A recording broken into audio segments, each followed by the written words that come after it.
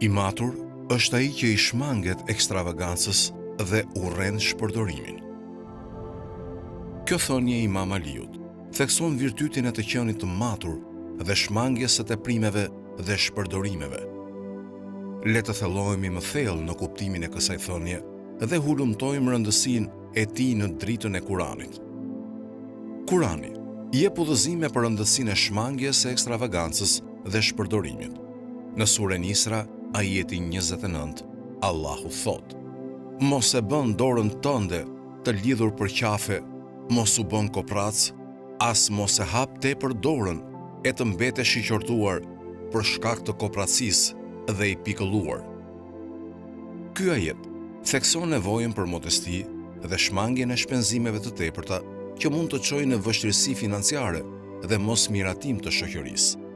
Për më tepër, në surën Furkan, ajeti 67, Allahu i përshkruan robrit e të gjithëmëshirshmit duke thënë: Dhe ata janë ata që kur shpenzojnë nuk e bëjnë këtë me tepri ose me kursim, por janë gjithmonë ndërmjet kësaj janë modest. Ky ajet thekson rëndësinë e baraspeshimit dhe të modestisë në shpenzime, duke mos qenë ekstravagant e as koprac. Thënia e Imam Aliut i inkurajon myslimanët të adoptojnë një qasje të matur në jetën e tyre.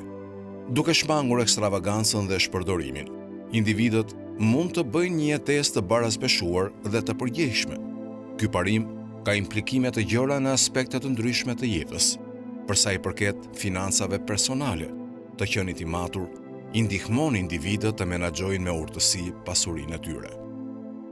Ai pengon ata të bien në graskën e materializmit dhe harxhimeve të tepruara, e cila mund të çojë në paqëndrueshmëri financiare dhe borxhe.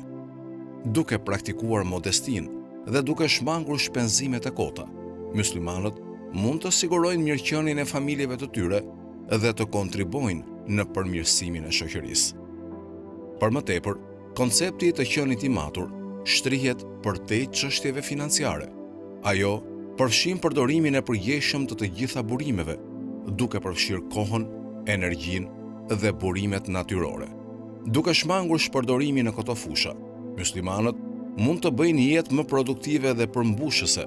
Ata mund të japin përparësi veprimeve të tyre dhe të shfrytëzojnë sa më shumë kohën, energjinë dhe talentin e tyre, duke përfituar si për veten, ashtu edhe për ata që i rrethojnë.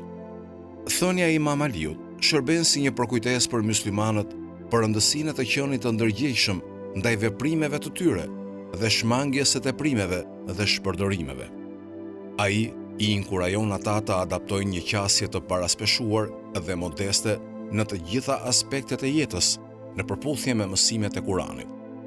Duke mishëruar cilësitë e të maturit, myslimanët mund të përpiqen për përsosmëri dhe të kontribuojnë pozitivisht në komunitetet e tyre, në fund të fundit duke kërkuar kënaqësinë e Allahut.